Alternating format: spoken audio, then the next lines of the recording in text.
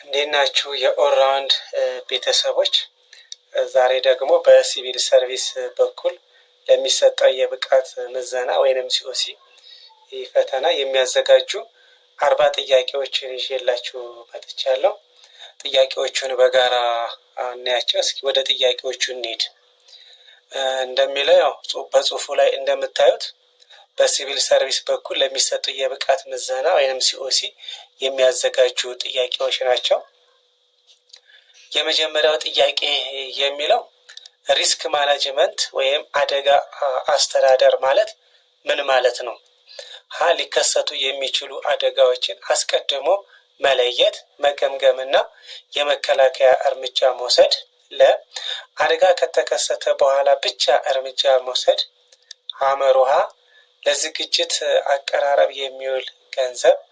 መ ለተፈጠረው አደጋ ሌሎችን መውቀስ ይላል።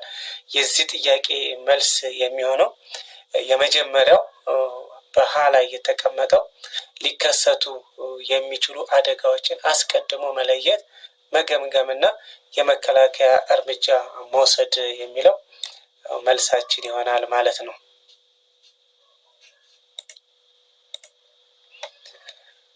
ወደ ሁለተኛው ጥያቄ ስንሄድ አክቲቭ ሊስኒንግ በትኩረት ማዳመጥ ማለት ምን ማለት ነው? አክቲቭ ሊስኒንግ በትኩረት ማዳመጥ ማለት ምን ማለት ነው? ሀ ተናጋሪው ሲጨርስ ሀሳብን መግለጽ። ለ የተናጋሪውን ንግግር በማቋረጥ መመራት። ሐመሩሃ የተናጋሪውን ሀሳብ በትኩረት መስማት፣ መረዳትና ግብረ መልስ መስጠት። መ በንግግር ወቅት ማስታወሻ መያዝ ብቻ ይላል። ስለዚህ የሁለተኛው ጥያቄ መልስ የሚሆነው በሐመሩሃ ላይ የተቀመጠው የተናጋሪውን ሀሳብ በትኩረት መስማት፣ መረዳትና ግብረ መልስ መስጠት የሚለው መልስ ይሆናል ማለት ነው። ሶስተኛው ጥያቄ በስራ ቦታ ላይ ፕሮአክቲቭ መሆን ሲባል ምን ማለት ነው? በስራ ቦታ ላይ ፕሮአክቲቭ መሆን ሲባል ምን ማለት ነው? ሀ ችግሮች ከመከሰታቸው በፊት አስቀድሞ መለየትና መፍትሄ መውሰድ። ለ ከሌሎች ቀድሞ ስራን መጨረስ። ሐመሩሃ ስራን በፍጥነት መስራት። መ ችግር ሲከሰት በፍጥነት መፍትሄ መስጠት ይላል የሶስተኛው ጥያቄ። የዚህ ጥያቄ መልስ ሊሆን የሚችለው በሀሌታዋ ላይ የተቀመጠው ችግሮች ከመከሰታቸው በፊት አስቀድሞ መለየትና መፍትሄ መውሰድ የሚለው በስራ ቦታ ላይ ፕሮአክቲቭ መሆን ምን ማለት ነው ለሚለው ጥያቄ መልስ ይሆናል ማለት ነው። ሀሌታዋ ችግሮች ከመከሰታቸው በፊት አስቀድሞ መለየትና መፍትሄ መውሰድ የሚለው መልስ ነው። ወደ አራተኛው ጥያቄ ስንሄድ አራተኛው ጥያቄ ውጤታማ መሪ ኢፌክቲቭ ሊደር እንዴት የቡድኑን አመኔታ ትረስት ሊያገኝ ይችላል? ውጤታማ መሪ ወይም በእንግሊዝኛው ኢፌክቲቭ ሊደር እንዴት የቡድኑን አመኔታ ሊያገኝ ይችላል? ሀ ከባድ ስራዎችን በመተው። ለ ሁልጊዜ ስህተትን በመደበቅ። ሐመሩሃ ለቡድኑ ከፍተኛ ደሞዝ በመክፈል። መ በቃል ኪዳን መጽናት፣ ግልጽነትና በስነ ምግባር አርአያ በመሆን ይላል። አራተኛው ጥያቄ ውጤታማ መሪ ወይንም ኢፌክቲቭ ሊደር እንዴት የቡድኑን አመኔታ ሊያገኝ ይችላል የሚለው በመላይ የተቀመጠው በቃል ኪዳን መጽናት፣ ግልጽነትና በስነ ምግባር አርአያ በመሆን የቡድኑን አመኔታ ማግኘት ይችላል ማለት ነው። ስለዚህ መልሳችን በመላይ የተቀመጠው መልስ ይሆናል ማለት ነው። ወደ አምስተኛው ጥያቄ ስንሄድ አምስተኛው ጥያቄ ምን ይላል? ግጭት ወይም ኮንፍሊክት በቡድን ውስጥ ሲፈጠር የአስተዳደር ዋና ተግባር ምን መሆን አለበት? ግጭት ወይም ኮንፍሊክት በቡድን ውስጥ ሲፈጠር የአስተዳደሩ ዋና ተግባር ምን መሆን አለበት? ሀ ግጭቱ እንዲቆም ትዕዛዝ መስጠት። ለ ግጭቱን ችላ ብሎ ወደ ስራ መቀጠል። ሐመሩሃ ግጭት ፈጣሪዎችን ማባረር። መ ግጭቱን ለስራ ውጤት በሚጠቅም መልኩ መምራትና መፍታት ይላል። አምስተኛው ጥያቄ። ስለዚህ ግጭት ሲፈጠር የአስተዳደሩ ዋና ተግባር መሆን ያለበት ግጭቱ ለስራ ውጤት በሚጠቅም መልኩ መምራትና መፍታት መቻል ነው ማለት ነው። ስለዚህ መልስ ሊሆን የሚችለው በመላይ የተቀመጠው ነው ማለት ነው። ወደ ስድስተኛው ጥያቄ ስንሄድ ስድስተኛው ምን ይላል? የሲቪል ሰርቪስ ሰራተኛ የግል ፍላጎት ወይንም ፐርሰናል ኢንተረስት ከመንግስት ጥቅም ጋር ሲጋጭ ኮንፍሊክት ኦፍ ኢንተረስት ምን ማድረግ አለበት? ምን መደረግ አለበት?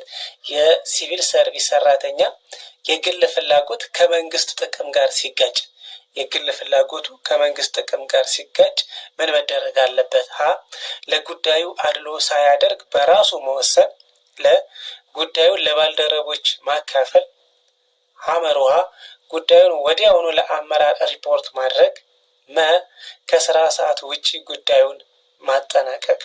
ስለዚህ የሲቪል ሰርቪስ ሰራተኛ የግል ፍላጎት ከመንግስት ጥቅም ጋር ሲጋጭ ጉዳዩን ወዲያውኑ ለአመራር ማሳወቅ ይኖርበታል። ስለዚህ የስድስተኛው መልስ የሚሆነው በሐመርሃ ላይ የተቀመጠው መልስ ይሆናል ማለት ነው። የስድስተኛው መልስ በሐመርሃ ላይ የተቀመጠው መልስ ይሆናል። ወደ ሰባተኛው ጥያቄ ስንሄድ በሲቪል ሰርቪስ ውስጥ የአገልግሎት አሰጣጥ ላይ ኢኩዊቲ ወይንም እኩልነት ማለት ምን ማለት ነው? በሲቪል ሰርቪስ ውስጥ የአገልግሎት አሰጣጥ ላይ እኩልነት ማለት ምን ማለት ነው? ሀ አገልግሎትን ለሁሉም እኩል ክፍያ መጠየቅ፣ ለአገልግሎትን ለሚፈልግ ሁሉ ፍቃድ መስጠት፣ ሐመርሃ አገልግሎት በሚጠይቁበት ቅደም ተከተል መስጠት፣ መ አገልግሎቱን ለሁሉም ዜጎች ያለ አድሎ በእኩል ደረጃ መስጠት ይላል።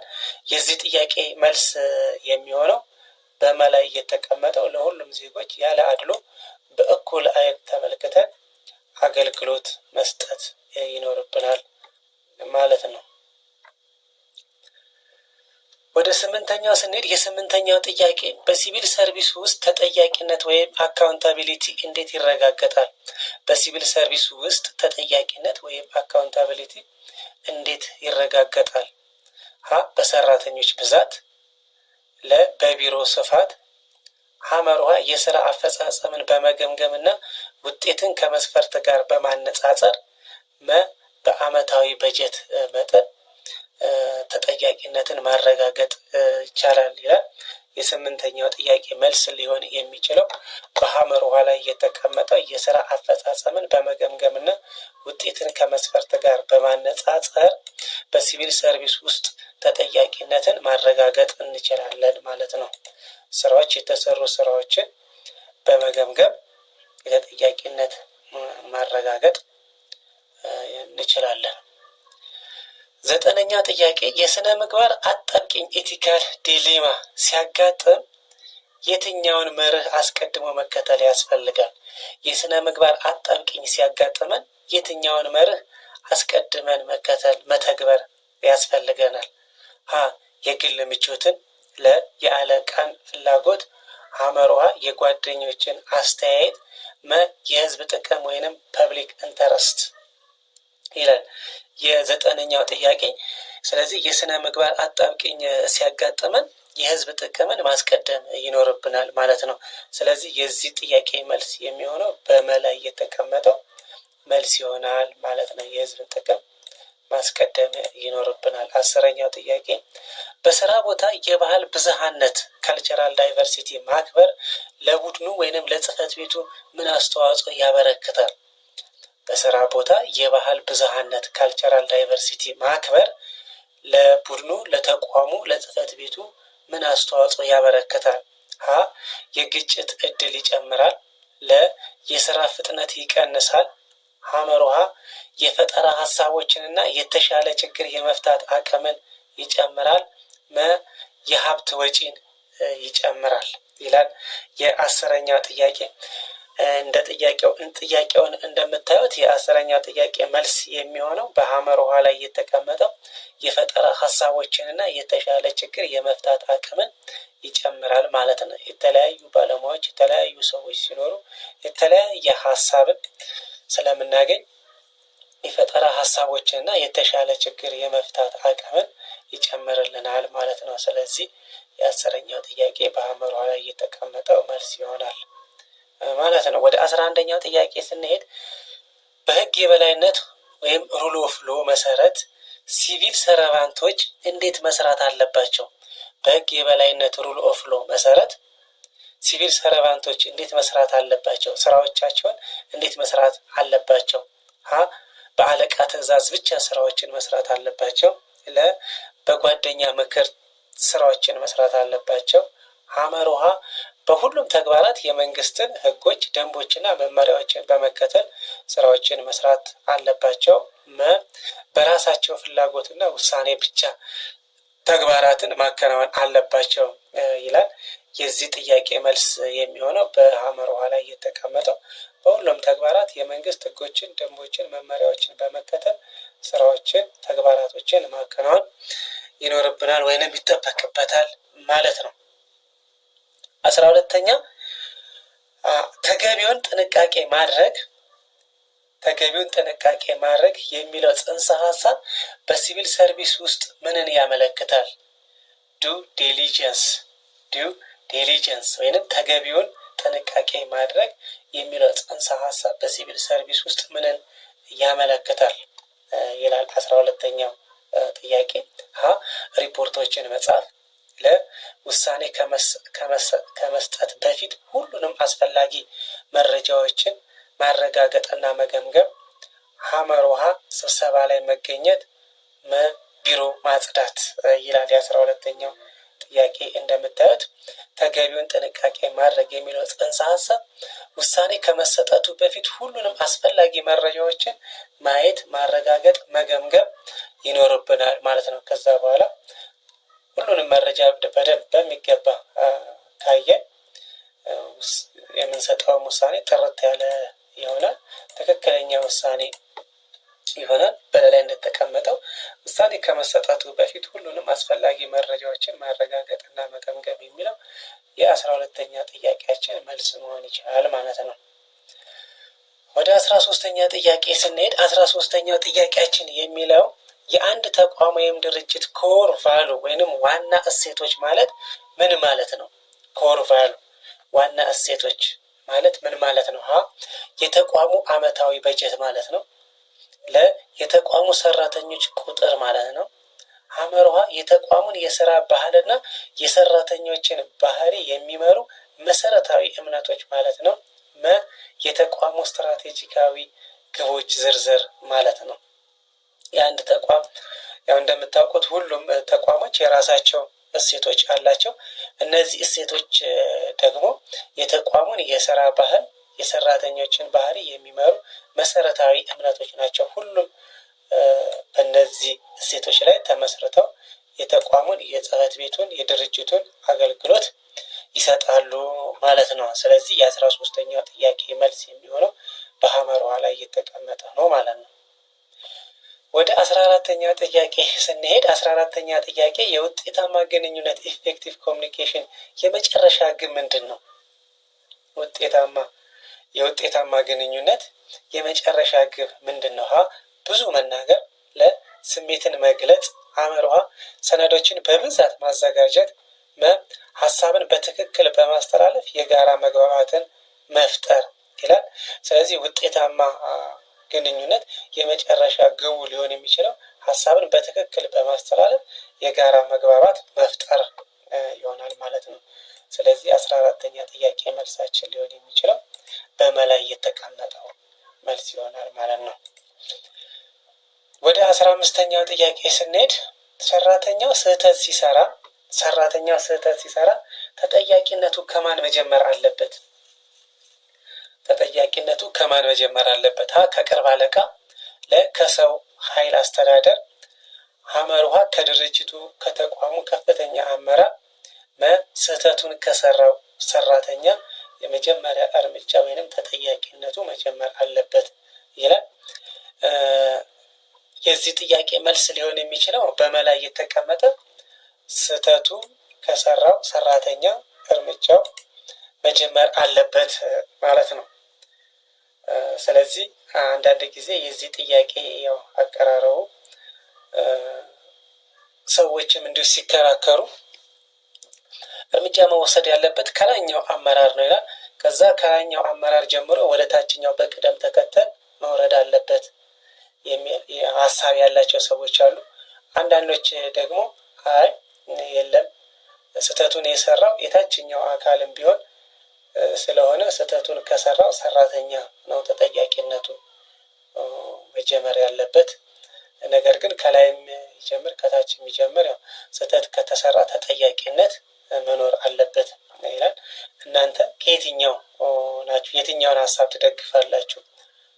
ሰራተኛው ስህተት ሲሰራ ተጠያቂነቱ ከላይ ወደ ታች ነው መጀመር ያለበት ወይስ ከላይ ወደ ታች የሚለውን እዩት፣ የራሳችሁ እዩት። ነገር ግን እኛ ያልነው እንደ ቡድን እኛ የወሰነው ስህተቱን ከሰራው ሰራተኛ እርምጃ መወሰድ አለበት የሚል የጋራ ማደማደሚያ ላይ ደርሰናል። 16ኛው ጥያቄ ላይ ስንሄድ የአመራር ወይንም ሊደርሺፕ ዋና ተግባር የትኞቹን ከማስተዳደር ወይንም ማናጅመንት የሚለየው ምንድን ነው? የአመራር ዋና ተግባር ሰራተኞችን ከማስተዳደር የሚለየው በምንድን ነው? ሰራተኞችን ከማስተዳደር አንጻር ስናየው በየትኛው ይለያል? መሪ ማስተዳደር ብቻ ነው። ለአስተዳዳሪ ራዕይን ይፈጥራል። ሐመርሃ አመራር ሰራተኞችን የሚያነሳሳና የወደፊቱን አቅጣጫ የሚመራ ሲሆን አስተዳደር ደግሞ ተግባራትን የሚያደራጅ ነው ይላል። ሁለቱ ተግባራት በፍጹም ተመሳሳይ ናቸው ይላል። ስለዚህ የዚህ መልስ 16ኛው መልስ ሊሆን የሚችለው በሐመርሃ ላይ የተቀመጠው አመራር ሰራተኞችን የሚያነሳሳና የወደፊትን አቅጣጫ የሚመራ ሲሆን አስተዳደር ማለት ደግሞ ተግባራቶችን የሚያደራጅ ነው የሚለው መልስ ይሆናል ማለት ነው። 17ኛው ጥያቄ ዲሲሽን ሜኪንግ ውስጥ ውሳኔ አሰጣጥ ውስጥ ወይም ዲሲሽን ሜኪንግ ውስጥ ኦልተርኔቲቭ ሶሉሽን መፈለግ ለምን ያስፈልጋል? ኦልተርኔቲቭ ሶሉሽን መፈለግ ለምን ያስፈልጋል? የጊዜ መግደያ ስለሆነ፣ ለስራን ለማወሳሰብ የሚጠቅም በመሆኑ ወይንም ስራን ስለሚያወሳስብ፣ ሐመርሃ ለችግሩ የተሻለና አደጋው አነስተኛ የሆነውን መፍትሄ ለመምረጥ የሚያመች በመሆኑ ወይንም ለችግሩ የተሻለና አደጋው አነስተኛ የሆነውን መፍትሄ ለመምረጥ የሚያስችል በመሆኑ፣ የሰራተኞችን ሀሳብ ለመሰብሰብ ብቻ የሚያስችል በመሆኑ። ስለዚህ በውሳኔ አሰጣጥ ውስጥ ኦልተርኔቲቭ ሶሉሽን መፈለግ አስፈላጊ የሆነው በሐመርሃ ላይ የተቀመጠው 17ኛው ጥያቄ በሐመርሃ ላይ የተቀመጠው ለችግሩ የተሻለና አደጋው አነስተኛ የሆነውን መፍትሄ ለመምረጥ የሚያስችል በመሆኑ ነው ኦልተርኔቲቭ ሶሉሽን የምንጠቀመው። ወደ 18ኛው ጥያቄ ስንሄድ በስራ ቦታ ለውጥን መምራት ለምን አስቸጋሪ ይሆናል? በስራ ቦታ ለውጥን መምራት ቼንጅ ማኔጅመንት መምራት ለምን አስቸጋሪ ይሆናል? በስራ ቦታ ለውጥን መምራት ለምን አስቸጋሪ ይሆናል? አብዛኛው ለውጥ የማይፈልግ ስለሆነ በመሆኑ ሰራተኞች እርግጠኛ ባልሆነ ሁኔታና አዲስ አሰራር በመፍራት የመቋቋም ዝንባሌ ስለሚያሳዩ፣ ሐመርሃ በቂ በጀት ስለሌለ፣ አመራሮች ለውጥን በደንብ ስለማይረዱት ይላል። 18ኛው ጥያቄ በላይ የተቀመጠው ሰራተኞች እርግጠኛ ባልሆነ ሁኔታና አዲስ አሰራር በመፍራት የመቋቋም ዝንባሌ ስለሚያሳዩ በስራ ቦታ ለውጥን መምራት አስቸጋሪ ያደርገዋል ማለት ነው። ስለዚህ መልሳችን የሚሆነው በላይ የተቀመጠው መልስ መሆን ይችላል ማለት ነው። 19ኛው ጥያቄ የስራ ሂደት ሲሻሻል ፕሮሰስ ኢምፕሩቭመንት የመጀመሪያው እርምጃ ምን መሆን አለበት? የስራ ሂደት ሲሻሻል የመጀመሪያው እርምጃ ምን መሆን አለበት? አዲስ ሶፍትዌር መግዛት፣ ለሰራተኞችን ማባረር፣ ሐመርሃ አሁን ያለው የስራ ሂደት ሰነድ ማድረግና መተንተን፣ ወዲያውኑ ሁሉንም ነገር መለወጥ ይላል። 19ኛው ጥያቄ መልስ ሊሆን የሚችለው በሐመርሃ ላይ የተቀመጠው አሁን ያለውን የስራ ሂደት ሰነድ ማድረግ እና መተንተን የሚለው የ19ኛ ጥያቄ መልስ መሆን ይችላል ማለት ነው። ወደ 20ኛው ስንሄድ ስትራቴጂክ ፕላኒንግ ስትራቴጂካዊ እቅድ በሲቪል ሰርቪስ ውስጥ ዋና ዓላማው ምንድን ነው? ስትራቴጂካዊ እቅድ በሲቪል ሰርቪስ ውስጥ ዋና ዓላማው ምንድን ነው? ሀ የሰራተኞችን ደመወዝ መወሰን፣ ለ የአጭር ጊዜ ስራዎችን ማዘጋጀት፣ ሐመርሃ የረጅም ጊዜ ራዕይን ከዕለት ዕለት ተግባራት ጋር ማስተሳሰር፣ መ ኮምፒውተር ሶፍትዌር መግዛት ይላል። እንደሚታወቀው ያው ስትራቴጂያዊ እቅድ የረጅም ጊዜ እቅድ እንደሆነ ይታወቃል። ከዚህ ጋር በተያያዘ የዚህ ጥያቄ መልስ የሚሆነው በሐመርሃ ላይ የተቀመጠው የረጅም ጊዜ ራዕይን ከዕለት ተዕለት ተግባራት ጋር ማስተሳሰር የሚለው መልስ ይሆናል ማለት ነው። ወደ 21ኛው ስንሄድ 21ኛው ጥያቄ የቡድን አባል ተነሳሽነት ወይም ሞቲቬሽን ሲያጣ መሪው ሊወስደው የሚገባው የመጀመሪያ እርምጃ ምንድን ነው? የቡድን አባላት ተነሳሽነት ሲያጣ መሪው ሊወስደው የሚገባው የመጀመሪያው እርምጃ ምንድን ነው? ሀ የተነሳሽነት ማጣቱ ምክንያት ምን እንደሆነ ለመረዳት ከሰራተኛው ጋር መነጋገር፣ ለ ወዲያውኑ የደመወዝ ጭማሪ ማድረግ፣ ሐመርሃ ከቡድን ማስወጣት፣ መ የስራ ጫና መጨመር ይላል። የዚህ ጥያቄ ወይንም የ21ኛው ጥያቄ መልስ የሚሆነው የቡድን አባላት ተነሳሽነት ሲያጡ መሪው ሊወስደው የሚገባው እርምጃ የሚሆነው የተነሳሽነት ማጣቱ ምክንያት ምን እንደሆነ መረዳትና ከሰራተኛው ጋር በመነጋገር ተገቢውን መፍትሄ ማስቀመጥና መተግበር ስለሚሆን የዚህ ጥያቄ መልስ የሚሆነው በሀሌታው ላይ የተቀመጠው የተነሳሽነት ማጣቱን ምክንያት ምን እንደሆነ ለመረዳት ከሰራተኛው ጋር መነጋገር የሚለው መልስ ይሆናል ማለት ነው። 22ኛ ጥያቄ ዴሊጌሽን የስራ ውክልና ዋና ጥቅም ምንድን ነው? ዴሊጌሽን የስራ ውክልና ዋና ጥቅም ምንድን ነው? ሀ መሪው ምንም ስራ ሳይሰራ እንዲቀመጥ ማድረግ፣ ለ የመሪውን ጫና ከመቀነስ በተጨማሪ የሰራተኛውን አቅም ማጎልበት፣ ሐመርሃ ሁሉንም ስራ በፍጥነት ማጠናቀቅ፣ መ ስህተቶችን መደበቅ። የስራ ውክልና ዋናው ጥቅሙ ምንድን ነው ይላል። ስለዚህ ጥቅሙ የመሪውን የስራ ጫና ከመቀነስ በተጨማሪ የሰራተኛውን አቅም ማጎልበት ነው ማለት ነው። ስለዚህ ስራ ስንከፋፈል ስራ ሲያከፋፍል ኃላፊው ስራ ሲያከፋፍል ወይም ስራ ሲወርድ ጥቅሙ ሁለት ነው ማለት ነው። የመጀመሪያው የመሪውን የስራ ጫና መቀነስ፣ ከዛ በተጨማሪም ደግሞ የሰራተኛውን አቅም ማጎልበት ይሆናል። ስለዚህ በሌላ የተቀመጠው የመሪውን ጫና የስራ ጫና መቀነስ፣ ከመቀነስ በተጨማሪም የሰራተኛውን አቅም ማጎልበት የሚለው መልስ ይሆናል ማለት ነው። ወደ 23ኛው ጥያቄ ስንሄድ 23ኛው ጥያቄ የህዝብ አገልግሎት ሰራተኛ ወይንም ሲቪል ሰርቫንት የህዝብ አገልግሎት ሰራተኛ ወይንም ሲቪል ሰርቫንት ዋና እና መሰረታዊ ተጠያቂነት አካውንታቢሊቲ ለማን ነው? ተጠያቂነቱ ወይንም ተጠሪነቱ ለማን ነው? ተጠያቂነቱ ለማን ነው? ሀ ለቅርብ አለቃው፣ ለሚኒስቴሩ፣ ሐመርሃ ለህዝብ ወይንም ለዜጎች፣ መ ለፖለቲካ አመራሩ። የህዝብ አገልግሎት ሰራተኛ ወይንም ሲቪል ሰርቫንት ዋና እና መሰረታዊ ተጠያቂነቱ ለማን ነው የሚለው በሐመርሃ ላይ የተቀመጠው ለህዝብ ወይንም ለዜጎች ወይንም ለተገልጋይ ነው ማለት ነው። በ24ኛው ጥያቄ ላይ ስንሄድ የ24ኛው ጥያቄ ምን ይላል? የበጀት ዝግጅት ወይንም በጀቲንግ ሂደት ውስጥ ቅድሚያ ሊሰጠው የሚገባው ነገር ምንድን ነው? የበጀት ዝግጅት ሂደት ውስጥ ቅድሚያ ሊሰጠው የሚገባው ነገር ምንድን ነው? ሀ የቢሮ እቃዎች ግዢ፣ የቢሮ እቃዎች ግዢ፣ ለ የሰራተኞች ጉዞ፣ ሐመርሃ የድርጅቱን ወይንም የተቋሙን ስትራቴጂካዊ ግቦች ስትራቴጂክ ጎል የሚያሳኩ ፕሮጀክቶች፣ መ ለዝግጅት አቀራረብ የሚውል ገንዘብ። ስለዚህ የበጀት ዝግጅት ሂደቱ ውስጥ ቅድሚያ ሊሰጠው የሚገባው 24ኛው ጥያቄ በሐመርሃ ላይ የተቀመጠው የድርጅቱን ስትራቴጂካዊ ግቦች ሊያሳኩ የሚችሉ ፕሮጀክቶች፣ ተግባራቶች፣ ስራዎች ቅድሚያ ይሰጣቸዋል ወይም መሰጠት አለበት ማለት ነው። ወደ 25ኛው ጥያቄ ስንሄድ የሰው ኃይል ምዘና ፐርፎርማንስ አፕራይዛል ዋና ግብ ምንድን ነው? የሰው ኃይል ምዘና ፐርፎርማንስ አፕራይዛል ዋና ግብ ምንድን ነው? የሰራተኛውን አፈጻጸም መለካትና የማጎልበቻ ቦታዎችን መለየት፣ ለደመወዝ ለመቀነስ፣ ሐመርሃ ሰራተኛ ለመቅጣት፣ ወረቀት ለመሙላት።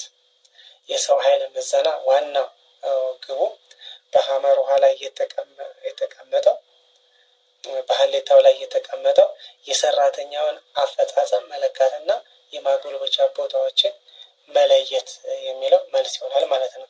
የሰራተኛውን አፈጻጸም ከተለካ ከዛ ሰራተኛው ደግሞ ያለበት ክፍተት ከታወቀ የማጎልበቻ ስራ ይሰጣል። ልዩ ልዩ ስልጠናዎችን በመስጠት ክፍተት የታዩበት ቦታዎችን መሙላት ይቻላል ማለት ነው። 26ኛው ጥያቄ የፕሮጀክት አስተዳደር ወይም ፕሮጀክት ማኔጅመንት ሂደት ውስጥ ስኮፕ ክሬፕ ማለት ምን ማለት ነው? ስኮፕ ክሬፕ ማለት ምን ማለት ነው? ፕሮጀክቱ ሳይጠናቀቅ መቆም። የፕሮጀክቱ ወሰን ከመጀመሪያው እቅድ ውጪ መቆጣጠር በማይቻል ሁኔታ መጨመር። ሐመርሃ የፕሮጀክቱ በጀት መቆጠብ። የፕሮጀክቱን ስራ በፍጥነት መጨረስ ይላል። የዚህ ጥያቄ መልስ የሚሆነው የ26ኛ ጥያቄ መልስ የሚሆነው በሌላ የተቀመጠው ስኮፕ ክሬፕ ማለት የፕሮጀክቱ ወሰን ከመጀመሪያው እቅድ ውጪ መቆጣጠር በማይቻል ሁኔታ መጨመር ነው። ስለዚህ መልሳችን ሊሆን የሚችለው በሌላ የተቀመጠው ነው ማለት ነው። ወደ 27ኛው ስንሄድ በስራ ቦታ ሚስጥራዊ መረጃ ኮንፊደንሻል ኢንፎርሜሽን መውሰድ የሲቪል ሰርቪስ የስነ ምግባር ደንብን ከየትኛው መርህ ጋር ይጋጫል? በስራ ቦታ ሚስጥራዊ መረጃ መውሰድ የሲቪል ሰርቪስ የስነ ምግባር ደንብን ከየትኛው መርህ ጋር ይጋጫል? ከእኩልነት መርህ ጋር፣ ከታማኝ መርህ ጋር፣ ሐመርሃ ከብቃት መርህ ጋር፣ ከተጠያቂነት መርህ ጋር። ስለዚህ የዚህ ጥያቄ መልስ የሚሆነው ከታማኝነት ጋር ነው ማለት ነው። ሚስጥራዊነት ወይም መረጃ አወጣ ማለት ያው ሚስጥር አባከነ እንደሚባለው ነው። ስለዚህ 27ኛው ለላይ ያለው መልስ ይሆናል። ወደ 28ኛው ስንሄድ ጥያቄ ስንሄድ የህዝብ ፋይናንስ አስተዳደር ፐብሊክ ፋይናንስ ማኔጅመንት ቁልፍ መርሆች ምንድን ናቸው? የህዝብ ፋይናንስ አስተዳደር ፐብሊክ ፋይናንሻል ማኔጅመንት ቁልፍ መርሆች ምንድን ናቸው? ገንዘብ መቆጠብ፣ ብድር መውሰድ፣ መኪና መግዛት። ግልጽነት፣ ተጠያቂነት እና ውጤታማነት። ሐመርሃ ወጪን መደበቅ፣ አድሎ ማድረግ፣ ብክነትን መጨመር። ለፖለቲካ ፍላጎት ቅድሚያ መስጠት ይላል። የህዝብ ፋይናንስ አስተዳደር ቁልፍ መርሆች ምንድን ናቸው የሚለው በላይ የተቀመጠው ግልጽነት፣ ተጠያቂነትና ውጤታማነት ናቸው። ግልጽነት፣ ተጠያቂነትና ውጤታማነት የህዝብ ፋይናንስ አስተዳደር ቁልፍ መርሆች እነዚህ ሶስቱ ናቸው። ወደ 29ኛው ጥያቄ ስንሄድ የደንበኛ እርካታ ከስተመር ሳቲስፋክሽን ሲቀንስ የመጀመሪያው እርምጃ ምን መሆን አለበት? የደንበኛ እርካታ ሲቀንስ የመጀመሪያው እርምጃ ምን መሆን አለበት? የቅሬታውን መንስኤ መለየትና መተንተን፣ ለውጭ ድርጅት ማስተላለፍ፣ ተግባሩን ለውጭ ድርጅት ማስተላለፍ። ሐመርሃ ተጨማሪ ሰራተኛ መቅጠር፣ የዋጋ ቅናሽ ማድረግ ይላል። 29ኛው ጥያቄ የደንበኛ እርካታ ወይንም ከስተመር ሳቲስፋክሽን ሲቀንስ የመጀመሪያው እርምጃ ሊሆን የሚችለው የቅሬታውን መንስኤ መለየትና መተንተን ነው። የቅሬታውን መንስኤ መለየትና መተንተን ነው። ለይተን ከተነተንን በኋላ በምናገኘው መረጃ መሰረት አስፈላጊውን እርምጃ አስፈላጊውን ማስተካከያ መውሰድ እንችላለን ማለት ነው።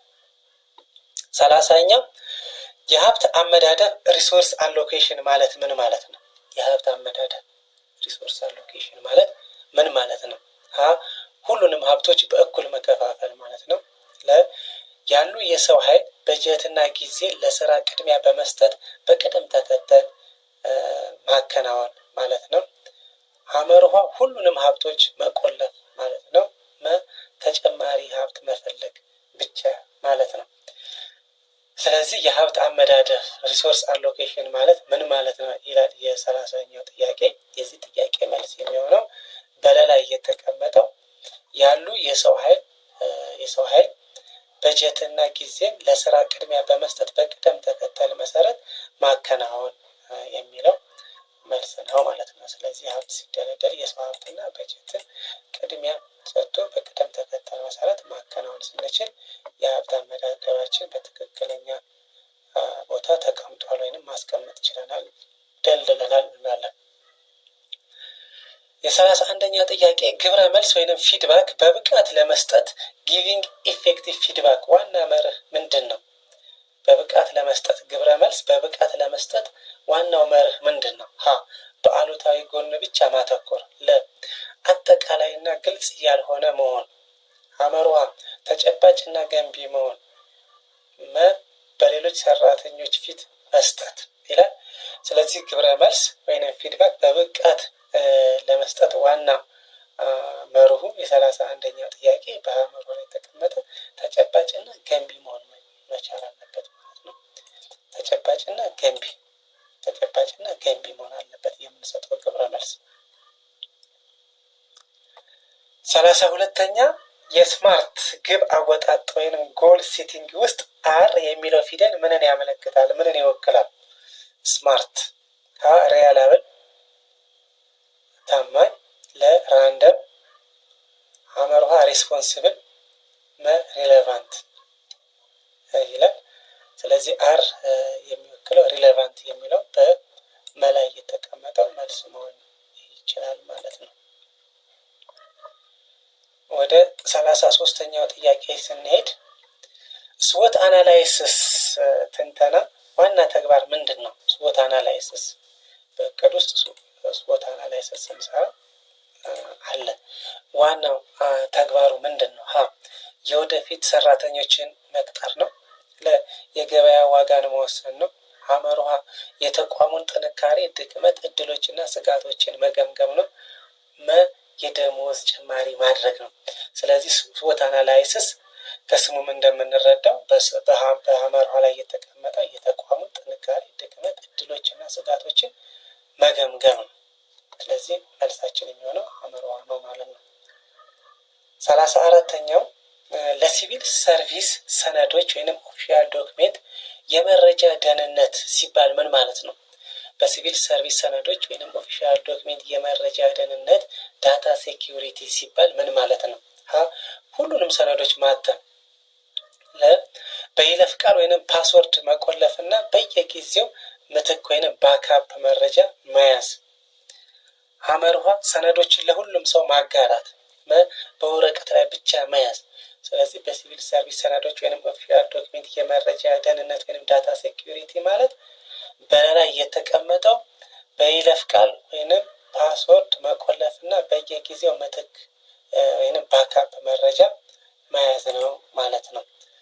የመረጃ ደህንነት ማለት መረጃዎችን በተለያየ በፓስወርድ ቆልፎ የይለፍ ቃል አዘጋጅቶ በተለያየ ቦታ ላይ ማስቀመጥ ነው። ባካፕ አንዱ ቢጠፋ አንዱን ማግኘት እንችላለን ማለት ነው። 35ኛው ጥያቄ የፕሮጀክት ስኬት ፕሮጀክት ሰክሰስ የሚለካው በዋናነት በየትኞቹ 3 መመዘኛዎች ነው? የፕሮጀክት ስኬት ወይንም የተግባር ስኬት የሚለካው በዋናነት በየትኞቹ 3 መመዘኛዎች ነው? ሀ ሰራተኛ፣ ደሞዝ፣ ቢሮ፣ ለ ደንበኛ፣ አመራር፣ በጀት፣ ሐመርሃ ጊዜ፣ በጀት እና ጥራት፣ መ ፍጥነት፣ ወረቀት፣ ስብሰባ። ስለዚህ የዚህ ጥያቄ የሚሆነው በሐመርሃ ላይ የተቀመጠው ጊዜ፣ በጀት እና ጥራት የሚለው መልስ ይሆናል ማለት ነው። ስለዚህ አንድ ፕሮጀክት መሳካቱ የሚለካው ወይንም አንድ ስራ አንድ ተግባር መሳካቱ የሚለካው በዋናነት በጊዜም በተቀመጠለት ጊዜ መከናወን ሲችል፣ በተበጀተለት በጀት እና በጥራት መከናወን ሲችል ስኬታማ ሆኗል ማለት ነው።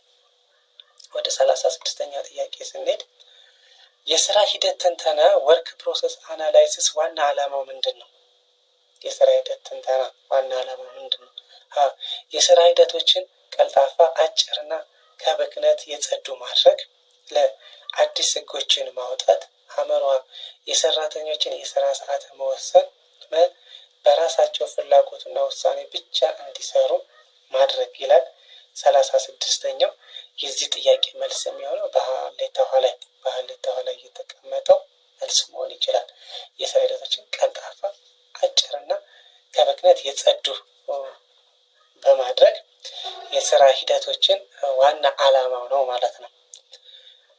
ወደ 17ኛው ጥያቄ ወደ 37ኛው ጥያቄ ስንሄድ የ37ኛው ጥያቄ ምን ይላል? በአገልግሎት አሰጣጥ ላይ ቤንች ማርኪንግ ወይንም ማነጻጸር ማለት ምን ማለት ነው? ቤንች ማርክ ማነጻጸር ማለት ምን ማለት ነው? የስራ ሰዓትን መወሰን፣ የአንድን ተቋም ወይንም ድርጅት ብቻ አፈጻጸም መገምገም፣ የቢሮ እቃዎችን ጥራት መወሰን፣ ሌሎች ስኬታማ ድርጅቶች የሚጠቀሙባቸውን ምርጥ ልምዶች መለየትና መተግበር ይላል። በአገልግሎት አሰጣጥ ላይ ማነጻጸር ማለት ሌሎች ስኬታማ ተቋሞች ወይንም ድርጅቶች የሚጠቀሙባቸውን ምርጥ ልምዶች መለየትና ወደ ራስ ተቋም ወደ ራስ ድርጅት ወስዶ መተግበር ማለት ነው።